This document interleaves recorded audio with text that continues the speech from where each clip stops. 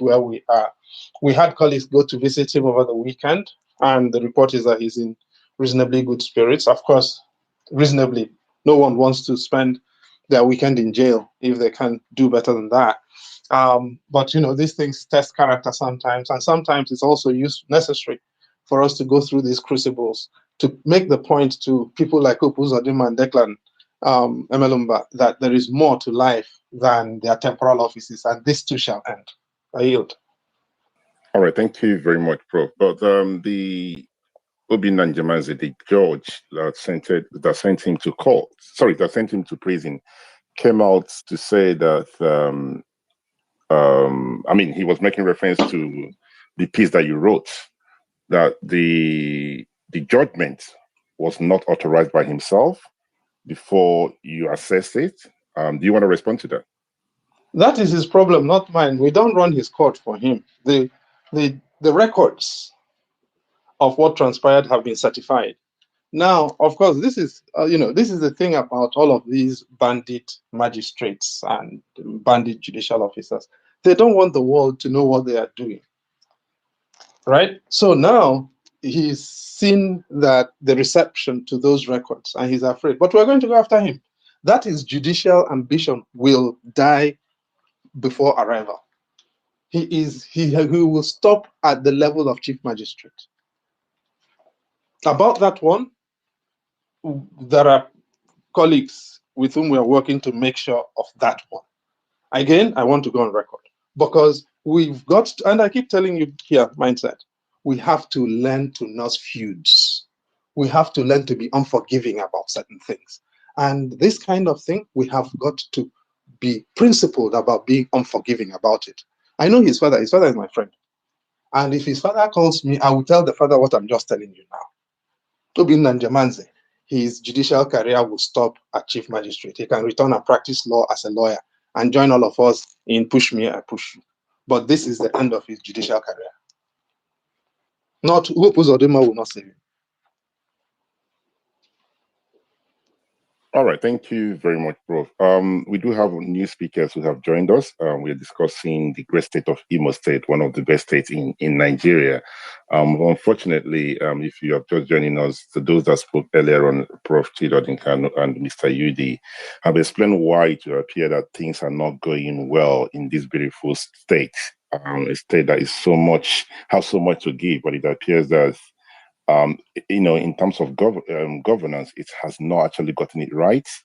And that's what we're discussing here. So if you're from Imo State or you have interest in Imo State, please, you can raise your hand up and we pass the mic to you. And that's how things will work on here. But let's be very, very mindful of time, and let's be very mindful of the choice of what we use. If you disagree with myself or the speakers, please be very, very mindful. You can disagree with them respectfully, but we would not condone any abusive, any abusive word or anything of such, right? So I do have Mr. Justice here. Justice, good evening. Thank you for joining us. I believe you're from Imo State.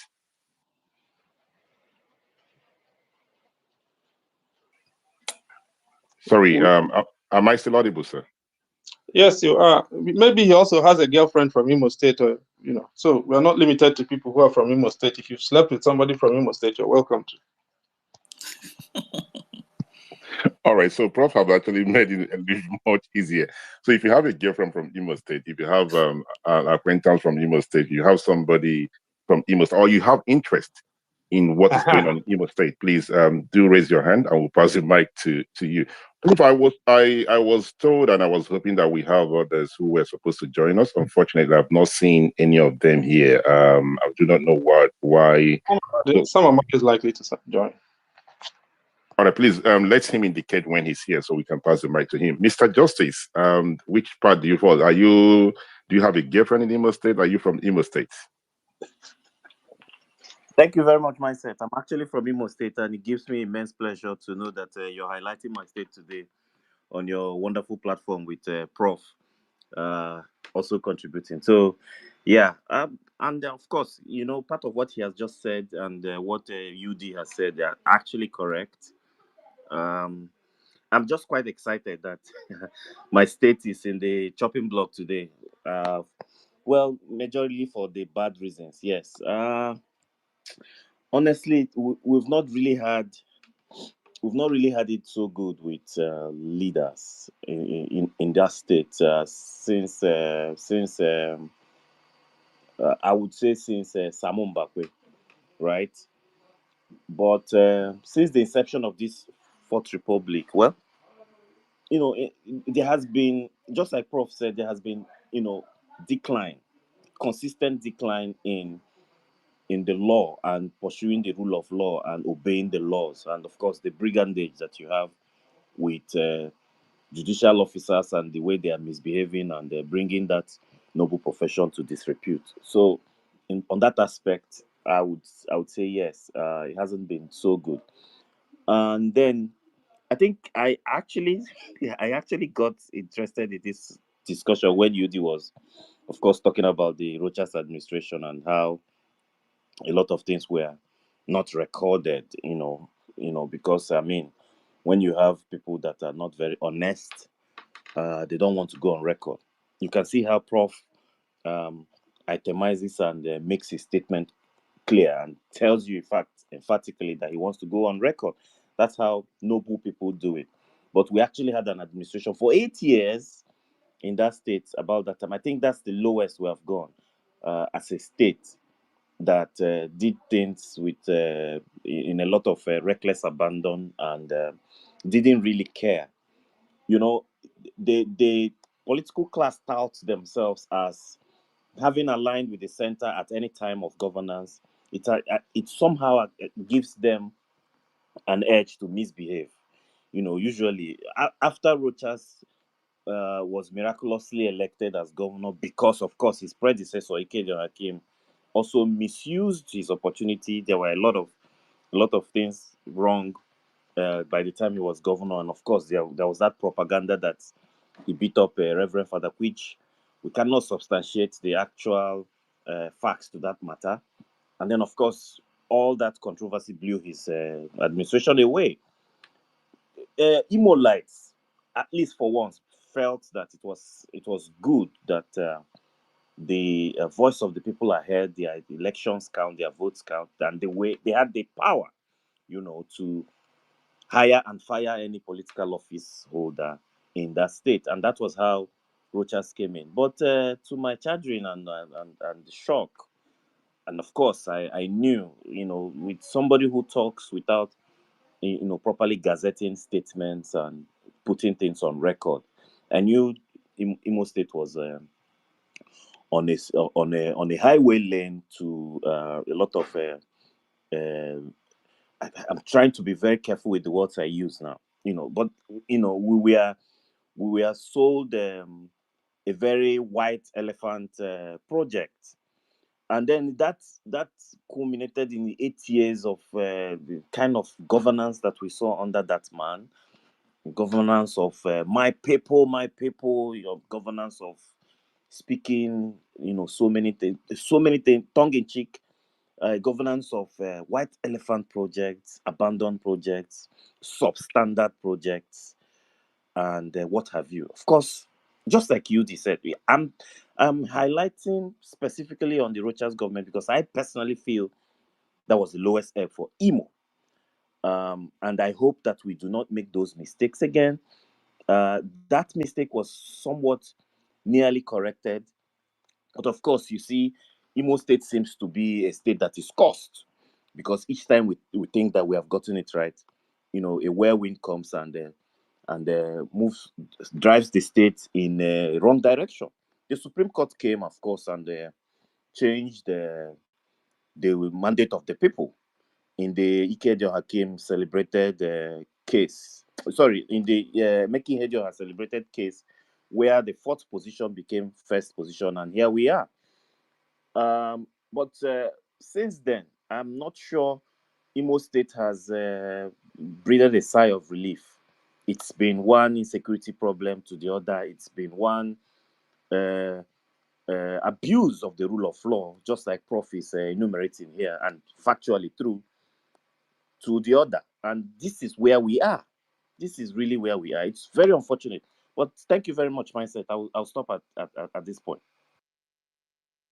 All right, thank you very much, Justice, for your wonderful submission. I mean, you said it, Prof said it, and you did as well. Talked about how bad Dr. Okorocha has governed Imo State. But let me ask this question. I believe any one of you can respond to it.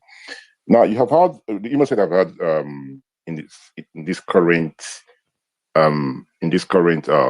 democracy since 1999. So you have had how many governors? About 4 of them, right?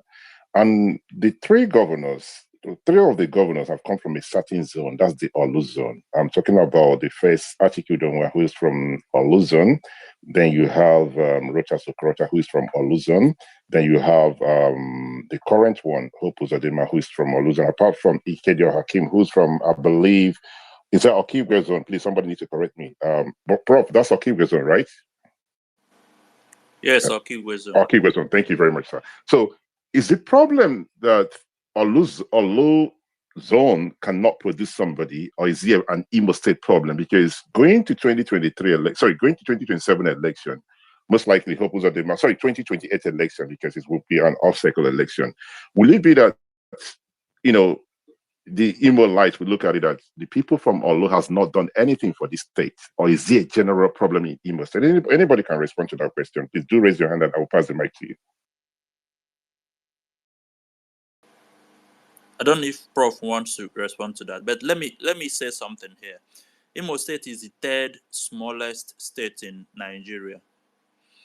Very small in terms of landmass, just bigger than Lagos and Anambra State. Very small. In terms of demography, I think it is predominantly Igbo ethnicity, right? So, if we are serious about development, we cannot divide ourselves along senatorial, zones. But then that's what failed politicians want you to focus on. Who produces the next governor? As you said, Olu has produced 3 out of 4. And by the time Hope Uzodinma completes his second tenure, it will be 24 years out of 28. So it will look like on paper, Olu zone has had the best democracy could offer Imo State in the last 25 years or 26 years. But as we speak, the insecurity we talk about now, Olu zone is the worst affected. Owerri zone is a zone that has not produced governor since 1999. The 7 months reign of Ihedioha, actually, constitutionally, you can't say Ihedioha was a former governor of Imo State because the Supreme Court annulled the election that brought him to power. So we will say Owerri zone has not produced, but as we speak, Owerri zone is the safest senatorial zone in Imo State. So political dominance, just as Nigeria also shows us, that is not a guarantee for social development. It doesn't guarantee anything, especially when these offices serves only the best interests of those who occupy them and their cronies. So I just want to highlight that. Anyone can respond to your question mindset. Thank you. Thank you very much, Mr. Yudi. Please, as you're helping to co-host and you're doing a great job, please, I can see we have another request.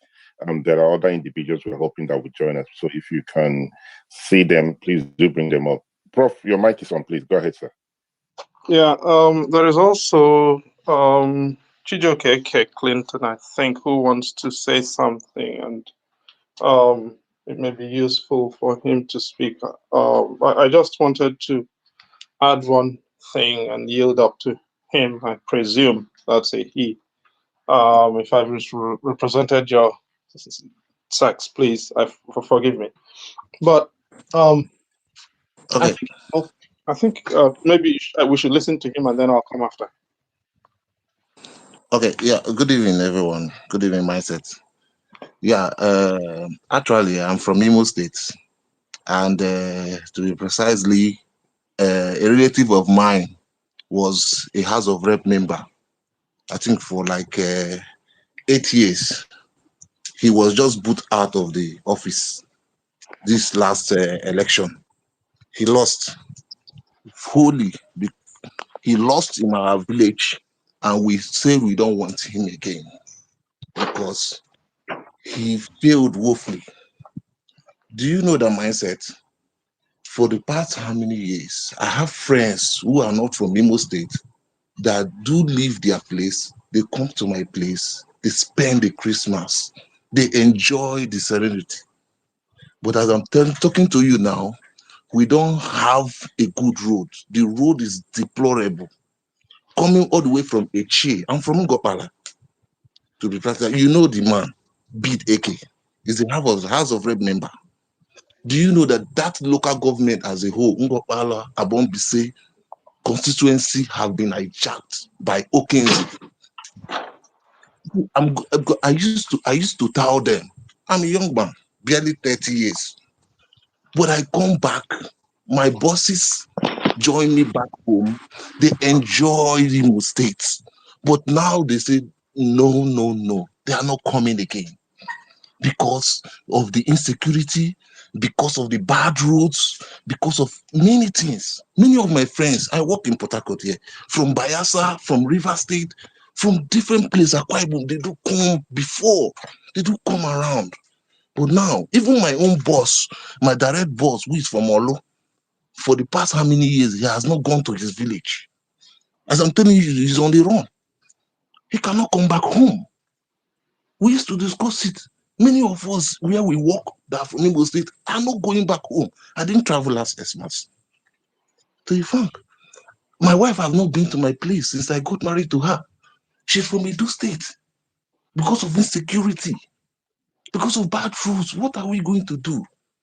You see, and when I talk to people who my brothers in the village, they will tell you Okenze and other people have hijacked the place. If you go to my local government headquarters now, bush is everywhere, covered. The local government is situated in my maternal home, my mother's place. Bushes, no road. My mother traveled last 2 weeks. She's even talking about how the road is so bad that she doesn't even know how she's going to travel again. You see, I wonder how. This is how bad it is in Imo State. And when I tell them on Facebook, when I tell them on Twitter, when I tell them that walking on Owerri roads is not the only solution to anything, you are not doing well. They lash back at me. We are seeing these things. It's getting bad. Look at Enugu. Compared to other our brothers around, they are doing well more than us. And this is I just like this forum. I just want to use this opportunity to air out my view. And that I thank God that everybody is seeing it. I thank God for this forum, for giving us the ears and giving us the opportunity to speak up. Thank you. That's all I have to say. All right, thank you very much, Mr. Clinton, for your wonderful submission. Very, I do sympathize with you. It's it's not a good thing to know that when one got married and the wife has not visited the village or the people that, some members of your family. And hopefully this, I just wanted to make it very clear, this space is recorded. So don't be surprised if you hear it on YouTube or any other person, going to put it out there, because we want people to hear it. We want the governor to listen to people of Imo State. That is the whole essence. It's not only us. We want people to hear exactly what's going on in Imo State, right? But I do appreciate you coming on the platform. Prof, you have the mic. You said we should pass the mic to Mr. Clinton. No, I mean, you'd asked the question about Olu on 3 governors out of 5, and I think we've already heard it, that Olu, 3 governors out of 4, Ihedioha has tenure having been truncated, the one that we all know. I just wanted this is the context. This is a context that has Nigeria written all over it. And it is an object lesson, in my view, for the advocates of state creation and how state creation drives development.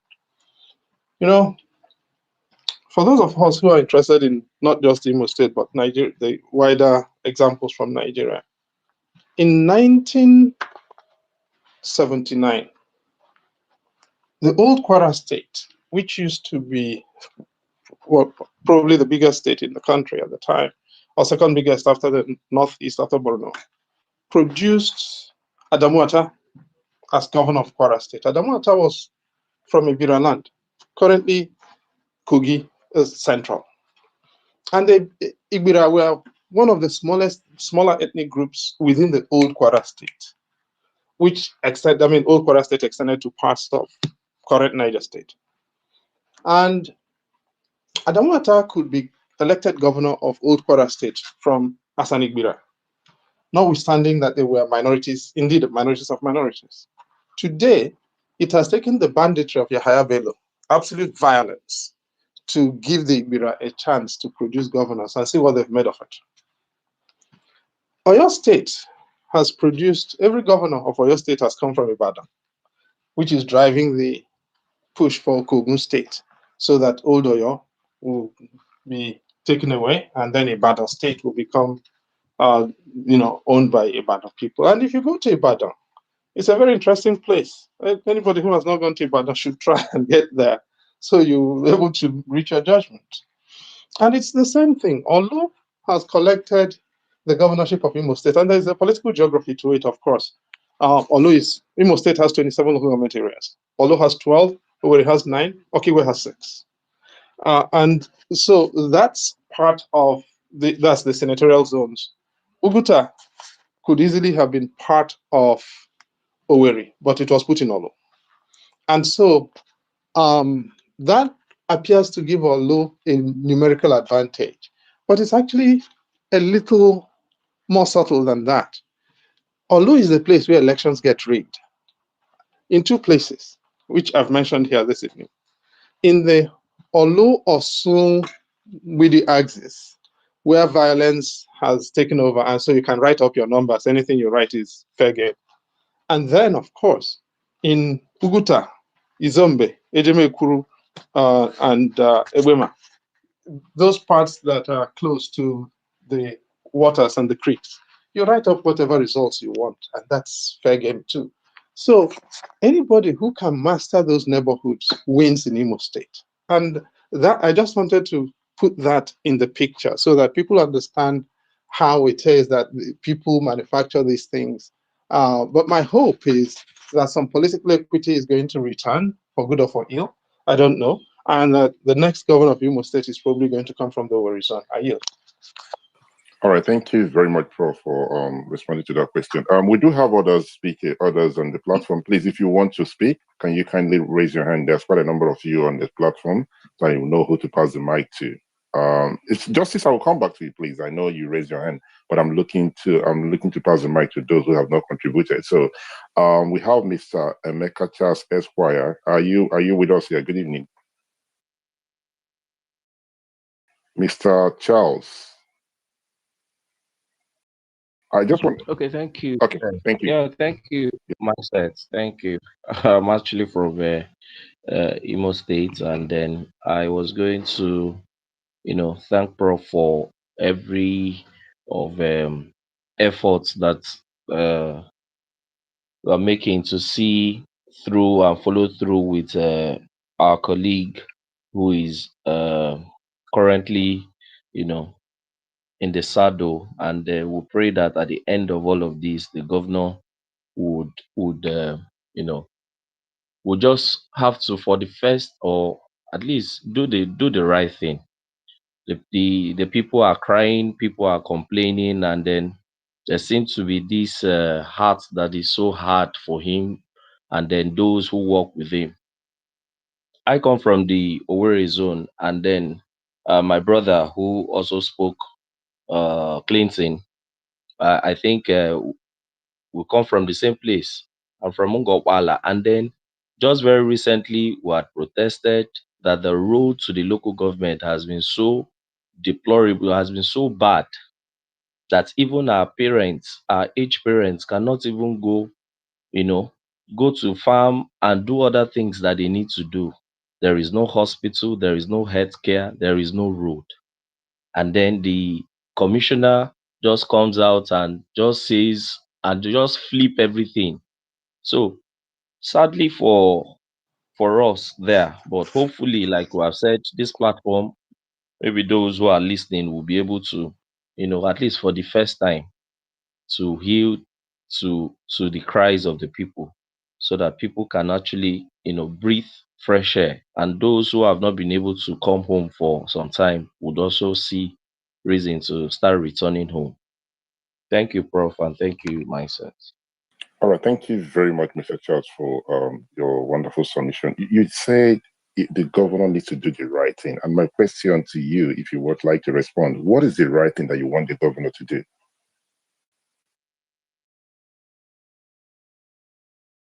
Okay, so the thing is, just recently, the removal of subsidy, and then we have seen that, governors or states now, as it were, are receiving more, funding from the federal.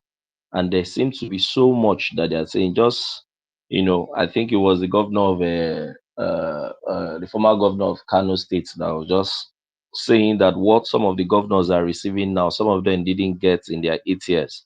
And then you can see how much, some of them are who are really sincere, and some of them who are really doing the right thing, as taking this thing down to, to the people. And so we expect that our governor, who seems to also, I mean, he has all of this in his arms. He has everything in his power. He should be able to just get this thing down to the people. The thing is flowing. There's fund now. So let the governor and the commissioners and those who are working with him see that, the ordinary man on the streets can actually see the benefit of all of what we are seeing in other states. That's what I mean. Thank All you. right. All right, thank you very much. So I'm just going to throw this out there. I hope somebody will respond to it. There has to be something, at least one thing that one would look around and say the governor is doing something in this area. If it's healthcare, building of roads, insecurity, we know it's very bad in Imo State, but there has to be something that, the Imolites would look around and say, okay, if it's not all that bad on this area, can you guys actually say one thing that you can think of that the governor is good at, that has done well? Okay, let me pass the mic to Chi of Imo. Chi of Imo, you raise your hand. Go ahead, please. Good morning. I think Oscar came before. Maybe after Oscar, Chi of Imo can take the mic.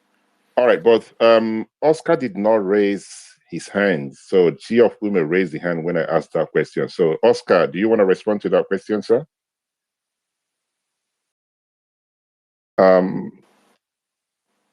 Okay. Okay. Chi of Imo can go. Chi of Imo, please go ahead. Okay. Good evening, everyone, and thank you, Mindset.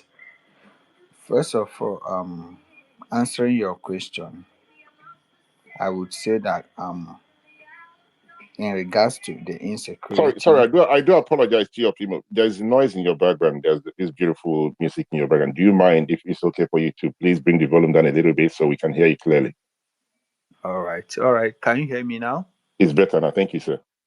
Okay. So I would say that the governor is really trying in this in aspect of insecurity. Yeah, because I was also affected by the insecurity in the southeast. Um, most part of Imo State, especially my side, was affected. I'm from the oil producing area of Imo State. They're both local governments. But there is this approach that the governor used, which the indigenous people, that's the people of the villages, the communities,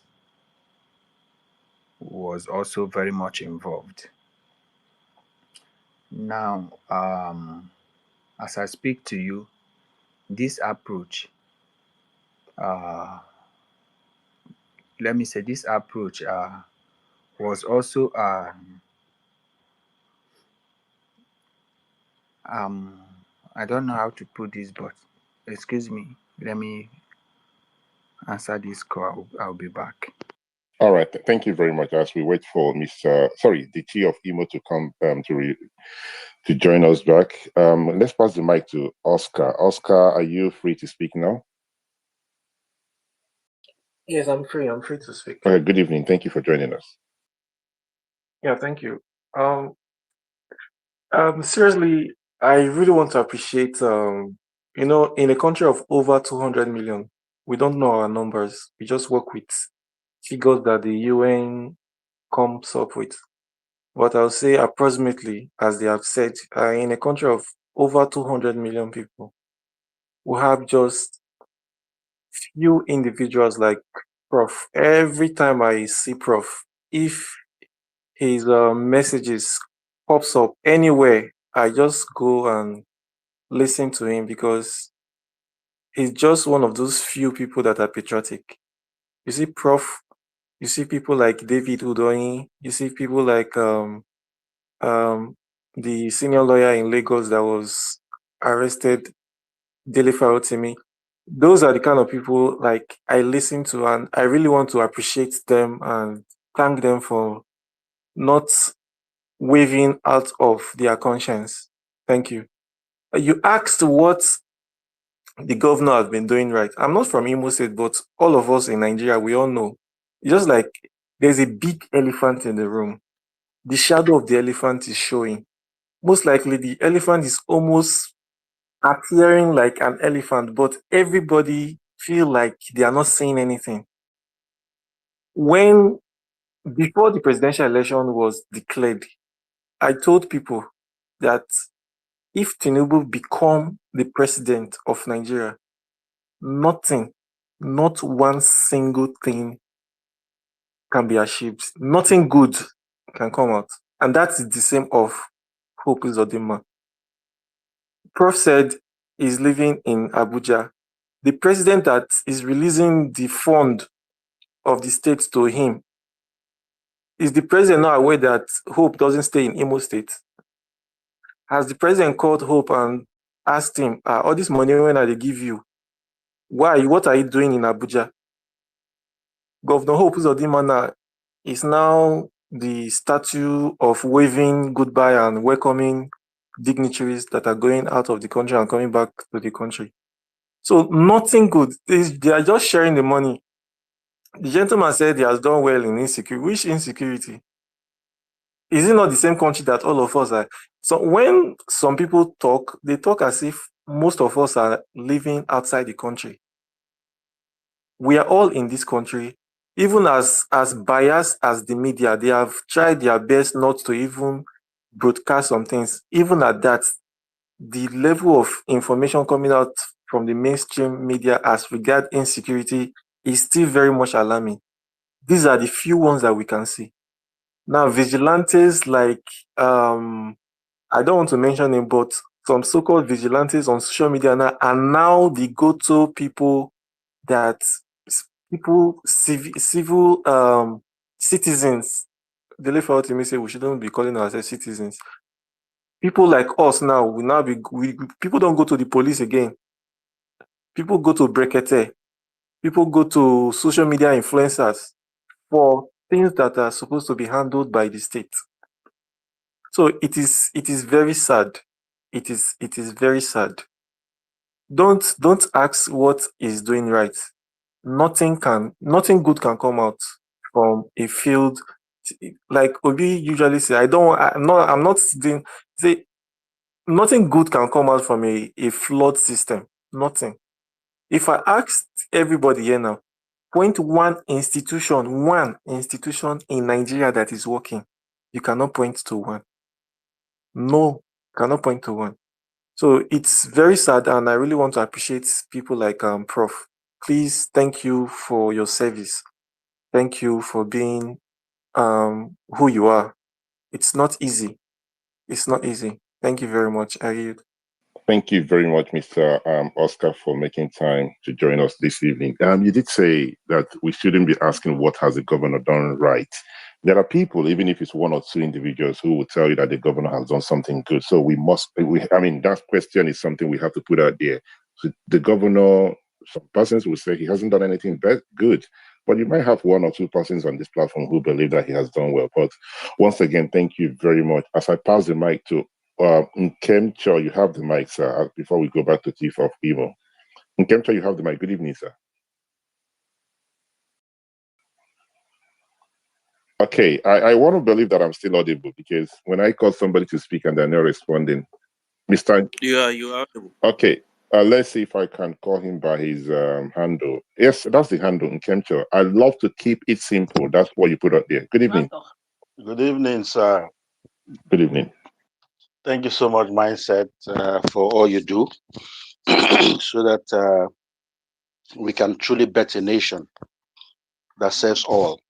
And I won't proceed without acknowledging the good work that Prof has been doing all these years.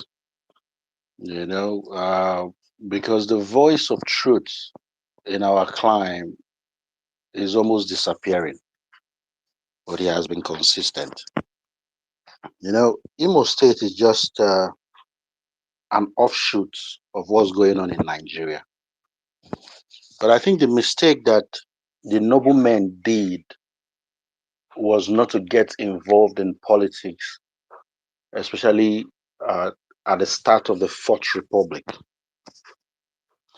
You know, so men who lacked character, men who have lived lives of crime, took over the mantle of leadership, political leadership, I mean. And over the years, it has declined further. There is no way in this world where criminals grab political power and do good with it, not to talk of letting it go, either directly or indirectly. So the case of Hope emerging as the governor of Imo State, I remember vividly, that should be in January of 2020. I think it was supposed to be a week before the decision of the court, the Supreme Court, concerning that matter. And we had this rally at Canon Wankwo Sports Center, Aladima. Uche Onyeagocha was there. Quite a number of PDP leadership was there. Civil society was there. And some people tried to reduce it to political party issues. And I told them, no, this is not about PDP or APC. If this stands, it will spell doom for Imo State.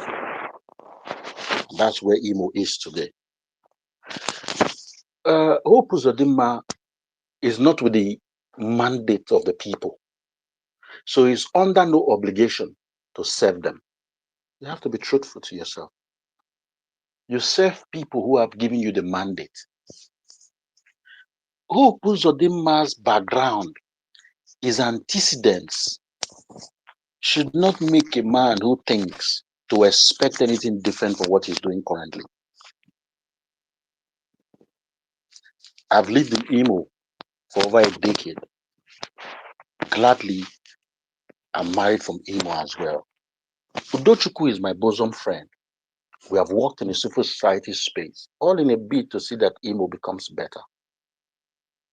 But I think we should begin to approach this from beyond complaining about what these bad guys are doing to how to wrestle this thing, this political power out of their hands for them never to access it again. Because until noblemen have access to political power, societies cannot improve. What we see today, the conversations we've had, we try to come back to zoning. It is the same strategy of divide and rule. The question now is, how do we begin to sensitize our people who have totally lost or who are devoid of the concept of governance? Those who have the conflict of philanthropy and leadership when it comes to politics. Largely, our people see the gains of governance as philanthropy that should be celebrated. How do we correct it? How do we let the people know that this is not philanthropy? This is your right as an Imolite, bringing it now to Imo State. How do men, noble men of character, stand firm during elections, not to say, hey, INEC, do free and fair election. Yes. But they say, this man is qualified. This woman is qualified. He or she has the antecedents, the character, the competence, the foresight, the vision, and rally behind that individual. Enough of let them go to the polls. No. That era is past. The noble man needs to lead from the front.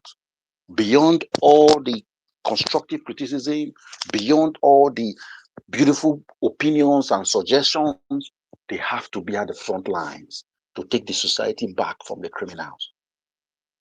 Imo is a beautiful place. They Sam laid the foundation. The exploit he did in the old Imo, none has ever come close. But the noble man needs to take the lead of this battle, to take power away from thieves and petty thieves.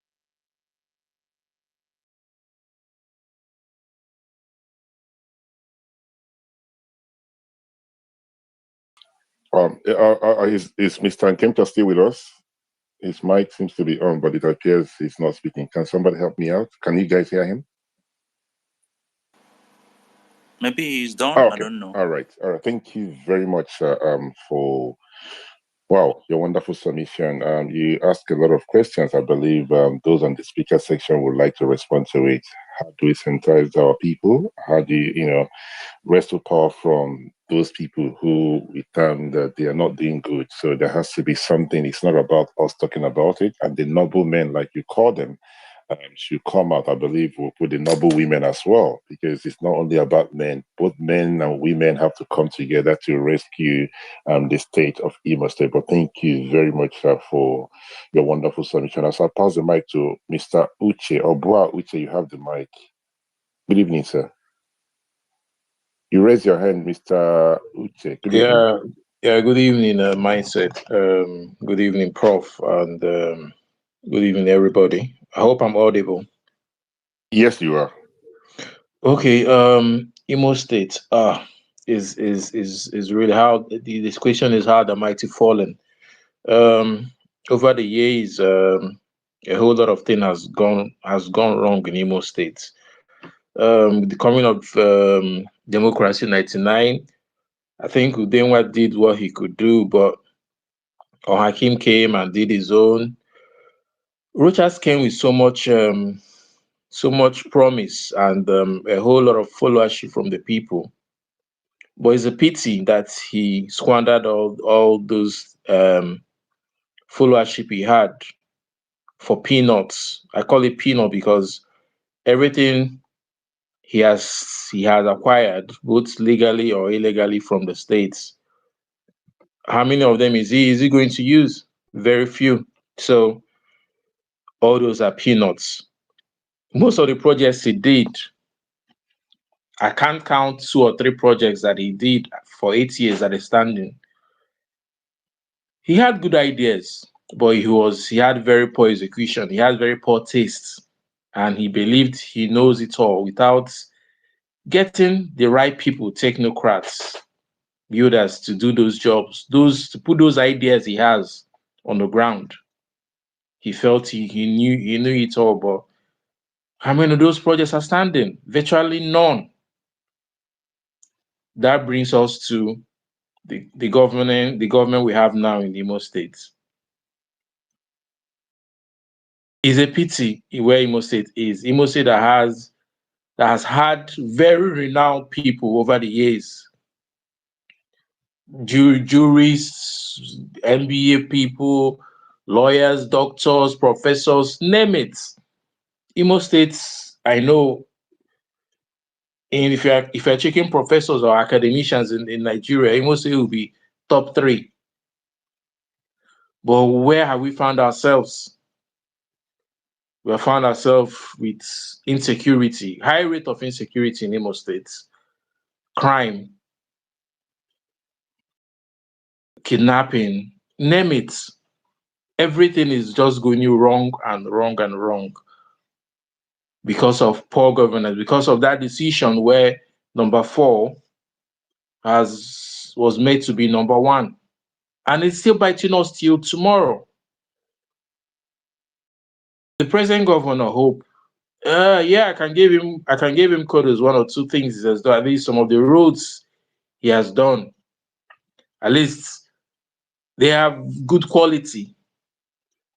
But there are still many more things that he should have done that, well, you cannot give what you don't have. I don't think he has it. He doesn't have it, and he believes he doesn't owe Imo lights anything because Imo people did not vote for him. So that's where we found ourselves. And because the country has made poverty so enticing and so which word do I use? Made poverty a veritable tool to get people to dance to their tune, because a lot of people are poor, people are hungry, so they give people peanuts and they start dancing and wear wrapper and come and dance and sing and dance and sing praise him to high heaven. I heard in a few days' time they're bringing the president to come and commission the flyover. You see people saying he has done wonders, but this is just this is just a charade. Healthcare is zero. Education, we are nowhere. So a whole lot has to. It's not just developing or building roads in Owerri. I come from the oil producing community in Imo State. There is no power. The roads are very horrible. If I drive through Mapo to Egbema, I don't know if they've done that road, but it was the road has been horrible. I don't know presently because I've not passed there for a long time. I've due to all this insecurity.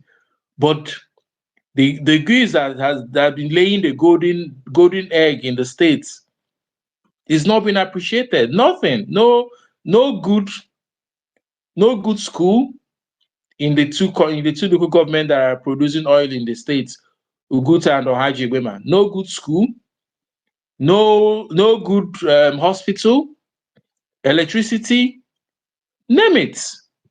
So what are we talking about? So it's a pity, and I don't know where our solution is going to come from, because the masses, people are hungry and they're willing to take 5 naira, 2 naira to sell their conscience and put mediocres into office. Thank you. I yield the mic. Thank you very much, Mr. Obua. Sorry, Mr. Uche, for your wonderful submission. Now, I'm just going to ask a question, and I believe that one or two individuals on the platform would respond to it, because a lot of people have complained about bad roads, no good schools, insecurity. I mean, insecurity is something we know that the federal government needs to come in and help the good people of Imo State. But in terms of, we're talking about bad roads, what are the state legislatures doing about it? You have House of Assembly members, right, from your states, from your localities. What are they doing about it? Then in the federal, you have House of Rep members. Then you have senators. What are those people doing about it? Because I'm not here to hold brief for Hope Uzodimma as the governor, right? But you have, those that he cannot be everywhere, right? But there are people in your local communities, like your House of Assembly members. What are they doing? What are they doing about it?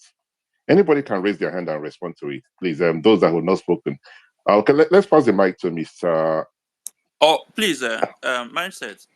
I would like Prof to make an assessment of the performance of the current House of Assembly. Prof, what's your assessment?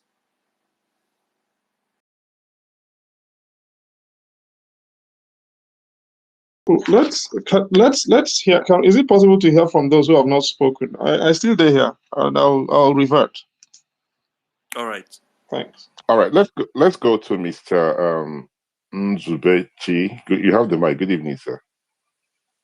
Yeah, good evening. So I just want to start by putting this out there that please, for the sake of us knowing how to tackle this government properly, when I mean properly, we should pay attention to the details and pay attention to what is happening in the state. I've listened so far. I think that a lot of us are ignorant of what is going on in Imo State. A lot of us do not follow on the happenings in the state. Might not be your fault, might be an issue of, access or knowing what is going on and what is not happening. So first of all, the first two new hospitals that were built by this current government, one was built in Ukuta, which is an oil producing state, and the other was built in the governor's hometown, which is Omoma. The ongoing one right now is being built in Ohaji Egbema. I think I've posted a video of that, a 20-bed hospital. And again, I've also posted the list of ongoing health facilities that the governor is building, and the oil producing local governments are all carried along. So if you want to tackle this government and tackle this government appropriately, it is a good thing that you keep tabs, follow that governor's account, and know how to tackle him properly. Now, the question is, what is going on in our general hospitals? That should be the question, because what is under construction now? Our primary healthcare centers. What is going on with our general hospitals? What is going on with our model secondary schools? Because in Imo State, there used to be 2 tiers of secondary schools, although unofficially anyway. There used to be model secondary schools, and then there used to be the ordinary community secondary schools and co. These are the things we should be looking at. Have there been investments in these areas? What are the jobs being created in the states as well? How many businesses are still attracted? Again, in the issue of roads, right? In the issue of roads, what we should look at also is the roads that this government has been constructing. This government has focused on federal roads for a while. And the federal, what they are doing is, if they build a federal road, they wait maybe in a year or 6 months or 2 years, they are refunded. Now, I heard somebody say, oh, that more states are getting, their states are getting more allocation, and hereby in other states, so and so are happening. At least the allocation they are getting now is something they were getting before. It's just that the currency has been devalued. So I would like us to tackle this current government at what matters the most, what they are not doing. Because if you say this thing in a debate, now like you are brought out with a government official in a debate, and then he starts pulling out pictures and videos of what they have done, it will look like you are insane. You start asking yourself, oh, where is this one coming from? Or you think that they are lying, but they are not.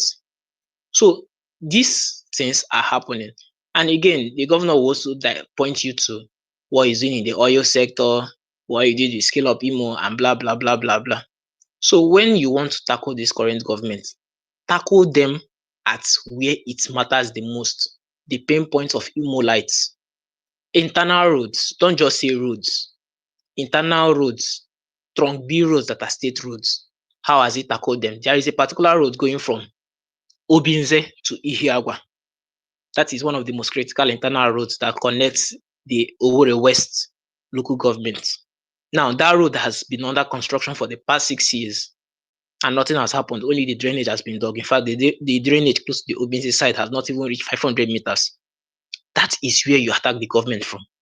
Don't just say roads, because when you say roads, they have a lot of things to show you, especially federal roads that they have constructed themselves. So tackle them at where it matters the most. Tackle them at the ones that should be their primary burden that they have not done. And when you say, oh, industries, they can point you to what is happening in the gas sector, but then you can talk about manufacturing. How many jobs have they created so far? Don't just say how many industries have they attracted, because these things matter, and these are the things that they can use for propaganda outside. So try as much as possible to understand what is going on in the states. Call back home. One of the biggest issues that is going on in Imo State today is waste management. Waste management has been poor so far, one of the poorest we have seen in the past 10 years. He's not doing anything in that area. That is one area that all of us can raise our voice at and point to that the government has failed. Very, very important. Somebody is talking about electricity. They can also take you up on that because they have currently taken over the Ebema power plant. They're also building a transmission infrastructure with a company called Madcore Group, and they are currently, in bankrupt to be precise, installing transmission infrastructure. So it will be shooting yourself in the foot if you are coming up to tell people, oh, they are not doing anything in electricity. The federal government has, removed it from the exclusive list and taking it down to the concurrent list. I think that those are the things that they are called. So please try as much as possible to follow up this government and know where to attack them, where it pains the most, where it hurts Imo people the most, where we are not feeling it the most. Things like agriculture, tourism, the things that actually are affecting Imo lives. When you talk about education, tertiary education, the two tertiary institutions in the state are a mess. K. Ombadiwe University, Imo State University, no investment has happened so far. You can also talk about secondary education and how exams have been going bad. In fact, in the last WAEC, most people wrote WAEC without their WAEC calculators and things like that. But this needs you to be on ground. It needs you to ask the important questions and not just make open-ended statements where these people can capitalize on and then shine their torch and tell you that, oh, this is what they are doing. Yeah. Thank you very much. All right. Thank you very much, Mr. Sorry, Mindset. Can I ask a question, please, of Uche, if it's possible? Okay, please go ahead, sir. Itemize the federal roads they've been building. And if I may, President Buhari in 2017 issued a circular stopping the refund to states of any payment in relation to federal roads undertaken by them. And President Tinubu has reaffirmed that circular. No refunds are taking place. That has been enforced and brought to the attention of the National Economic Council. The governor of Imo State is a member of the National Economic Council. So the idea of refunds for federal roads, the governor of Imo State has to know about. I just want to correct that particular factual issue.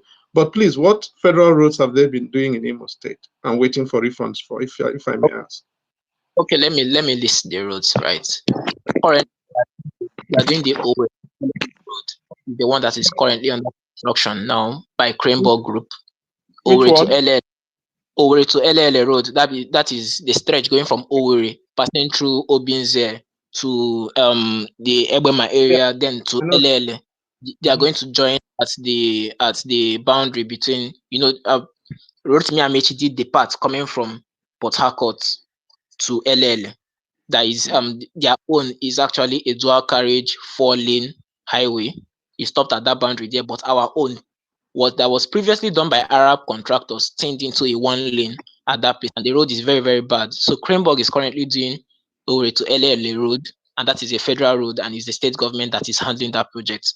The second project that they have done is Owerri to Olo. That was done in the governor's first tenure. He did Owerri to Olo and he did Owerri to Okigwe. In his second tenure, he has done Owerri to Mbise to Umuahia Road. I think that one has been completed. That one was done by Cranebrook. All these roads I'm listing actually was done by Cranebrook. Another one that is being done now is the Olu Mbe Akokwa Road that will join with Soludo's own contractors at the Akokwa boundary with Anambra State. That is the boundary, with Anambra State there, that area. Currently, I think they have done the erosion control projects. The erosion control projects, according to the state government, cost them 90 billion, which is one thing I think Imo State people should look at, whether that cost was inflated or that is what the cost is actually. But according to them, the erosion control projects there cost 90 billion. That is something that I think all of us as Imola should look into as well. But that road is currently being constructed by the same Cranebrook Group. So currently, you have three projects that are being done. One has been completed, I believe. So Owerri Mbisoma has been completed according to them. The one that is under construction now is Owerri LL and Olumbu Akokwa Road. So these are the roads that he has done. Another one that I think that we that is maybe a federal road, but I doubt is the one that is going from Mbudi Nimpi Okporo Olo Road. That was done in his first tenure. But the federal bypass was supposed to come from Ihiala to Olo. I think that's the one that crosses the Oso area and goes down to Olo as well. So I mean, it's very, very important to have these things in mind. And maybe the federal government has stopped giving or stopped repaying back. But I think which I still have to go back, and I think I will look for that clip of Dave Umahi talking about refunding states and for their for constructing federal roads and so on and so forth. I think Dave Umahi made a statement towards that late 2024 when he was on tour of federal roads around the country, and I think he made that statement when he was in the southeast. But I still have to go and look for that video to check if I'm sure of what he was saying in that video, or if he was corroborating what Prof is talking about. But my primary issue is us being aware of what is going on in the states, the roads that are under construction, and other projects that they are doing, so that we can be able to keep tabs and know how to attack this government. My primary aim as a citizen is to know what is going on, and knowing fully well what the intention of this government is, to attack them at where that they can't defend themselves. Because if you just come up and talk about, oh, they are doing roads, they can point at these roads and tell you this is what we are doing. But we know the roads that are trunk B roads that need to be done. Thank you very much. Okay. No, thanks. I just wanted us to have clarity on that, because every road you've mentioned here, I have been on in the past 2 months. So, and there of the roads you've mentioned, yes, the one to Elele is a federal road. The road to Olu is not a federal road. It's actually a state road. The road to Okigwe is a state road. The road to Mbise Umuahia is a federal road. And yes, there's been progress there. Mbidi Nempi Okporo, I have done 2 funerals through that road in the past months. That road has been under construction for like 4 years, and it's still not finished through the rainy season. Now, I have done the road from Olu through Mbe into Osina, up to Uga, up to Amobia. The Amobia side, Anambra side, is done, and it's been done in less than that. There is only a small portion where the Anambra State government is exercising some control of erosion and drainage, but much of that road is now done through the flyover in Ekulobia.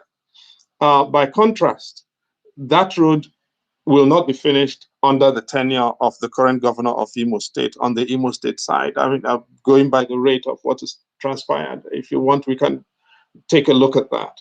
But of all of these roads, there are only 2. If you take Mbise 1, take the road that takes you up to Uga on the Imo State side 2, and the road that links up to Elele. Those are the federal roads. I just hope that we can be sure. And about what I said about stopping the repayments, I have memos. So I don't know what Dave Umahi wants to say, but I have memos from states that have tried to claim, and I've got the minutes that stop them from collecting any money from that. So I'm not guessing about what I'm saying. There is no federal government is not giving any money to any states, and I know that the Imo State governor ought to know that. I yield. All right, thank you very much, Prof. Sorry. Can you mute your mic for a minute, sir, please, because of time? I will come back to you if that's okay. Thank you. You did say something, and I would like to react to the one of the things that you said. You said that the governors are not getting money. That the only difference is the exchange rate. Did I hear you right, Mr. Nzubechi? You did say that the government. No, what I said was that according to what is in the public domain is that if they construct federal roads, that they will be repaid. And I think Prof just corroborated with that, but said that no. It has nothing to do with the road. When you started your submission, when you started speaking, you said, please, somebody needs to correct me if I'm wrong. You did say that somebody said, I think you're making reference to one of the speakers, say that the governors are receiving more money. but that's not. Yeah. Okay. Yeah. So you believe that the governors are not receiving more money? Do you believe that? My submission is that whatever increase in allocation that they're receiving now is worth less than what they were receiving under Buhari's government because of the devaluation of the naira. Yeah, that's my submission on that. All right, so we do. Somebody's mic is on. Yeah. Sorry, I just wanted to mention something to Prof because I just shared something from FEMA. So Olu to Okigwe Road is actually a federal road, actually, according to the Federal Road Maintenance Agency, which is FEMA. It's actually a federal road. I'll put it on the Jumbotron now. Go ahead. All right. Where was I again? Okay, before I pass the mic to those raising their hand, please let me quickly read out what others who were not opportune to be on the speaker section are saying on the comment section. Would help them out. So Mr. Nzubeki has actually put something on the comment section here from FEMA. Okay, Juliet says, why build new hospital when the existing ones are not functional? And that question is to Mr. Nzubeki. Hopefully you will respond to it. Ezenunu says, Emeka Ihedioha, the former deputy speaker of the House of Representatives of Nigeria, would have been a very good governor had it not been for the corrupt judiciary that overturned his victory. And the same Ezenunu said, I am from Imo State, and I must confess that Imo State is the worst state among the 5 states in the East, and also the backward state. Abia State was both. Imo State has taken over. APC is a cancer to any society. That is Mr. Ezen, and the others are saying, I love this forum, and but thank you guys for your wonderful submissions. We might disagree with quite a number of people, but we have to be very mindful of the choice of word we use. Mr. Pad say Aba Branch Mbe say Okwala Road is completely bad. It's a major road that connects the 3 local governments in Mbe. So the government of Hope Uzodinma is not doing anything in that area. Okay, those that raised their hand, before I pass the mic to Mr. Clinton and Mr. Justice, Prof, how do we should be rounding up very soon. It appears that Mr. Sam Amade was now able to join us. Prof.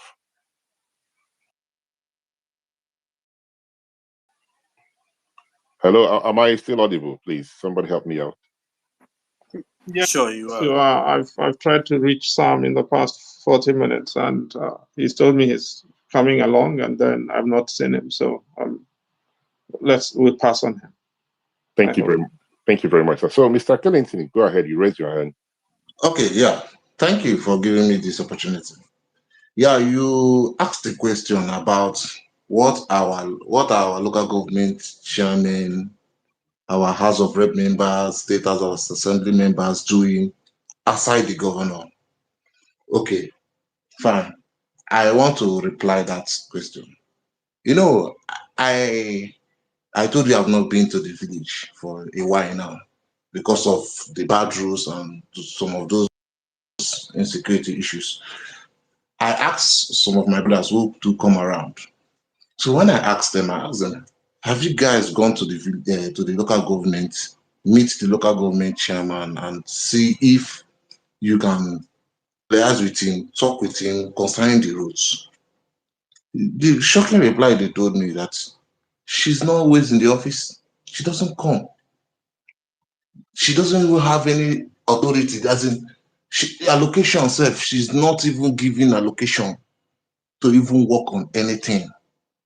That's how bad the state is. The governor sits in Abuja. Tell me, how can you sit in Abuja to control a state in Imo State? How will you know your House of Rep members? They just sit down there, share money. I just told you about the one that got booted at to the extent in his front of his house. It's very bad. No good maternity. I told the governor, I spoke, there's a particular comment because I follow the governor on the Facebook. He normally posts some of his good works. I told him something. I said, sir, to be honest with you, you see, when it comes to maternity, schools, no good schools, we are not seeing this. Maintaining Owerri roads is not the best you can give us. We need rural roads where people can move. Easy business. See, Imo State indigenes are not lazy people. We just need the basic necessity to do things we love to do. That's how bad it is. I met some few of my uncles who are opportune, family and friends who are opportune to be in favor of this present government and the last present government. And anytime I try to engage them in discussions like this, reasonable discussions, nobody cares. They just wave it as, oh, what do you know? You're just a small boy. That's how bad it is. And I grew up to see this. My child is coming up. I have a child, a little boy. I want to take him home. I want to show him around. And he will see this. Last 2 years when I traveled, I came back home. They were having a ceremony in my town. I met another guy who is coming back for the first time. He regretted what he saw. And to be frank with you, that ceremony was a traditional ceremony, but they politicized it. He said he never believed that his place would be like this. That's the thing. They keep on showing you Owerri, Owerri, Owerri, Owerri. Owerri is not the village. If you go down to the rural areas, and there are political big men around who dines with the governor, who dines with the House of Rep members in Abuja, whatever.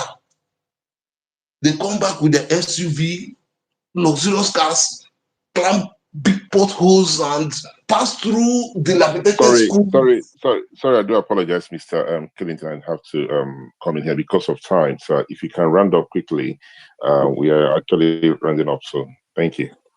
All right. What I want to say is that if you speak to them, they will not do anything. That's the thing. They don't care. We've reached out to them, but they don't care. Thank you. That's all I have to say. Okay, thank you very much, Mr. Killington. Now, we have had the problems in Imo State. We have had how the judiciary, there's no good schools, there are no good roads, there are insecurity. In the next 15 minutes, we're just going to find out what is the solution. How do we move forward? There has to be something that people need to say. I mean, to the governor or those who are very close to the governor, say these are the things that the individuals of Imo State are saying, right? So we are looking for solutions. Mr. Justice, before I pass the mic to you, Omasrichi said Imo State could have been the Las Vegas of Nigeria, but insecurity scares a lot of us, especially those who are from the state. I mean, 2017, 2018, 2019, right? Prior to this whole insecurity thing in Imo State, Owerri used to be one of those places that everybody wants to be, right? If you're not in Owerri, it appears that you're missing out. People from Lagos will travel weekend, Owerri. But hopefully those good days will come back again. So we are looking for solutions. Mr. Justice, please go ahead. Yes, myself. Thank you very much. You see, they say there's an Igbo adage that says, I'm going to, say it in English, that when a man does not know when the rain started to beat him, he probably wouldn't know when he got dry or when the rain stopped beating him. Now, the problem in Imo is both political and economic. There's no gainsaying the fact that the Supreme Court meddled shamelessly in the politics of Imo, and the trajectory ever since that very poor judgment of the Supreme Court, where fourth became first, continues to haunt the state. It has haunted the state to the extent that we now have it's one of the hotbeds of insecurity. And just like the people who gave their submissions, Olu, Osu area, in fact, the entire state, Okigwe is in Okigwe zone. It's also a boiling hotbed.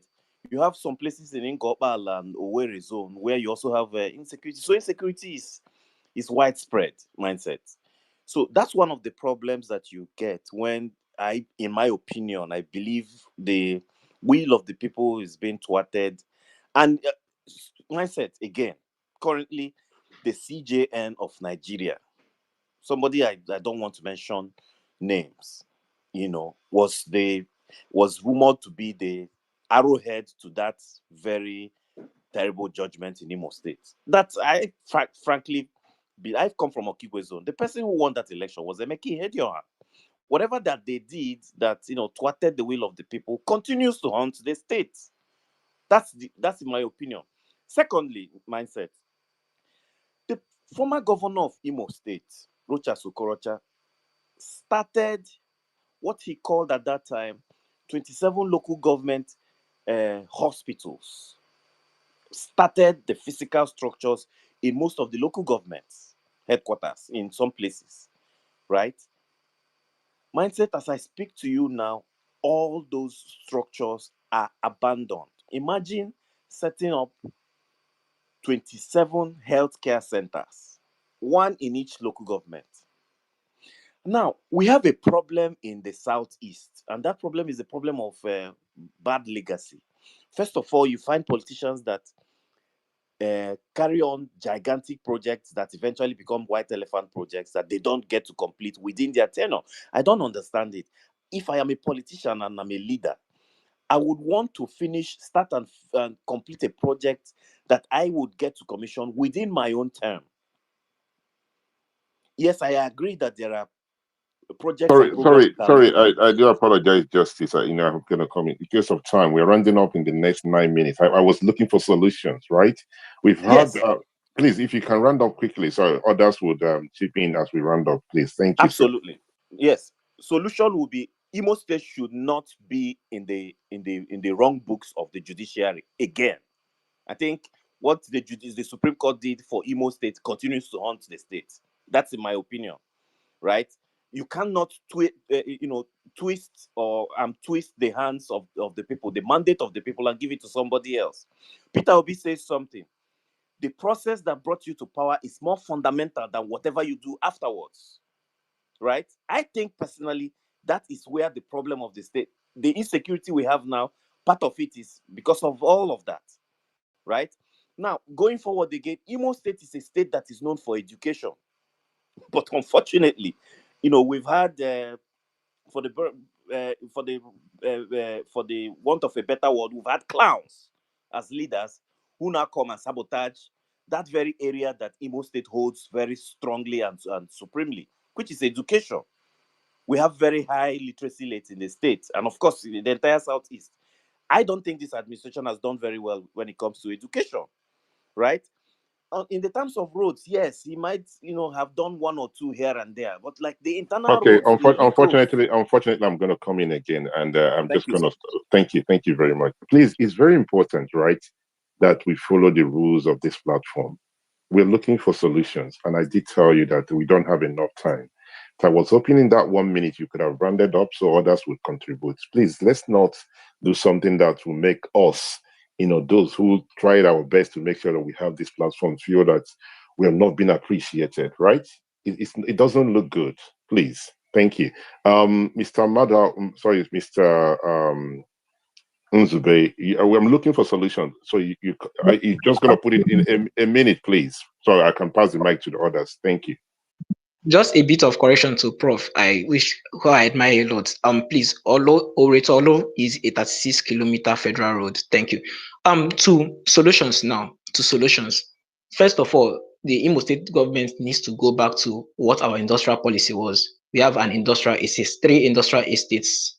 2 are on paper. 1 was already mapped out and already the roads there should be properly constructed. In fact, we should adopt the model that is going on in Alaro City in Lagos State today. Attract companies, have an investment authority that speaks to investors, wants to hear what their issues are, and then work on those issues. Already, the Ogun State government is doing something like that, and we can see that a lot of manufacturing has been moving to Ogun State.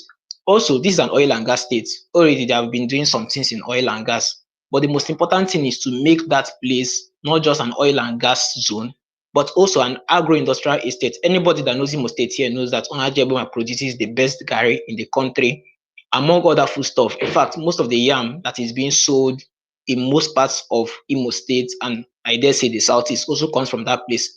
So that we should be looking towards having an agro-industrial estate there, and also more investment into food and food manufacturing as well. Because part of the problem is that we have a problem of exporting talents from the states outside. And on the issue of education, I think the government should actually work on existing schools. That is the most important thing. Although from what they are saying that they are working on existing primary and secondary schools, I don't think that is enough. There's a lot more to be done. And for the person that spoke last, please, I just think that when we are making certain statements, you should also follow in line. If somebody hears you now, they'll think that, oh, Imo State is 33rd or something. In the last NICO round, so we are number 2. The most important thing is that we should be number 1. And there should be more investments in the technical part of education. For instance, upgrading laboratories, upgrading classroom blocks, retooling and reskilling the teachers in the state. These are the most important things. These are where the issues are. Because ordinarily, if you come to the baseline of Nigerian exams, we are doing well. And anybody that looks at that will say, oh, Imo State is the best state in education. But I think for somebody who is from Imo State, lives in Imo State, I think exceptionalism in education is the most important thing. We have always been exceptional, and we should always stay ahead of the curve. So the most important thing is that for the past 10 years or even 15 years, there has been no retooling and reskilling of both teachers and civil servants across board. We need to go back to the time where we can retool teachers, retool civil servants across the state. Make sure that these civil servants are digitally educated, because most of the civil servants we have in Imo State are digitally illiterate. And all these things falls under the purview of the state government. So any state government that is a serious human being would actually, first of all, do civil service reform. And we don't have that in Imo State. And if you just go to most ministries and parastatals in Imo State, you see that those ministries and parastatals are poorly run. And this is where the government is failing. So yeah. I'm gonna come in now, please. All right, thank you very much. I would have allowed you to speak more, but because of time, before I pass the mic to Prof, to tell us what he thinks will be the solutions. I can't pronounce his name. Ezinhe said, "I'm concerned about women participation. Even on this platform, I have been searching for women. Obviously, we cannot force anybody to be a speaker. Some of the ladies, maybe they don't want to be speakers. So, but on this particular platform, we give everybody the opportunity to speak, whether you're a man or a woman. So, and you're welcome to request for the mic, since you've been searching for ladies. So you can be the first lady to speak today, and we'll be glad to have you. On that note, I'll pass the mic to Prof. Prof, we're looking for solutions. You've mentioned a lot of things that's not good in Imo State, the rule of law, how the governors before this present governor has not done the right thing, and what is the way forward? Thanks a lot, Mindset, and this has been exceptionally useful. I cannot particularly see my way beyond 2 things, if I may. One is insecurity. It's great to talk about every one of these things, industrial policy, education, that, but it's impossible to do that in the presence of insecurity. I went to school at a time when parents put their children in vehicles, in trains, in Kaduna and Maiduguri, and the children got picked up in Enugu, and the children could go back safely, or came in from Lagos to the southeast and they were safe. Today, a parent in Owerri cannot send their child to school in Oldo. So the idea of industrial policy or any policy is out of the question without addressing insecurity. The economy, and I think the last speaker is absolutely spot on, we're exporting our best young people out of the state, and they are inseminating young women from other places. And a lot of people don't understand it. They say Igbo language is endangered. The biggest danger to Igbo personality is this insecurity, because the sustainability, the demographic sustainability of our race is in question. All of our young boys are out. Who are the young girls going to mate with to have children to replace us? So the insecurity issue is not negotiable at all. That is, any governor that cannot address that is not worth it. And if you ask me, What is Hope Uzodinma's biggest achievement? I don't see roads.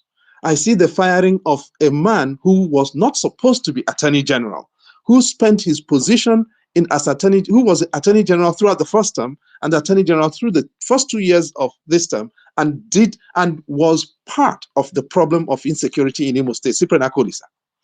The biggest achievement, as far as I'm concerned, of Hope Uzodinma was picking up the will to fire Cyprian Akolisa as Attorney General of Imo State.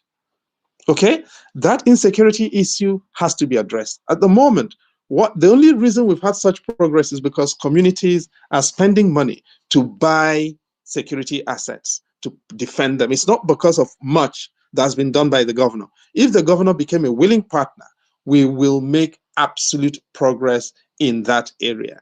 If we address insecurity, most other things will lock in and we'll have the space to lock in things. The second thing I will address is illegitimacy of government, election rigging in Imo State. If we don't address these two things, everything we are talking about here none of the things we are talking about here, as admirable as they are, will work.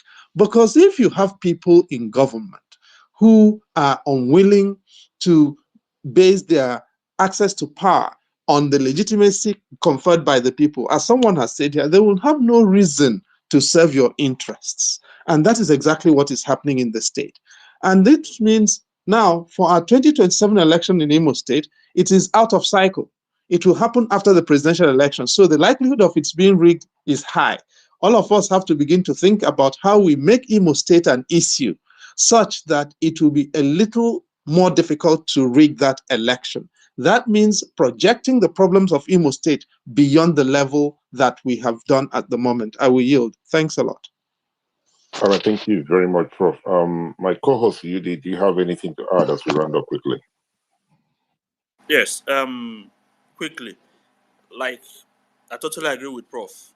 If we don't fix our security challenges, there's basically nothing we can do.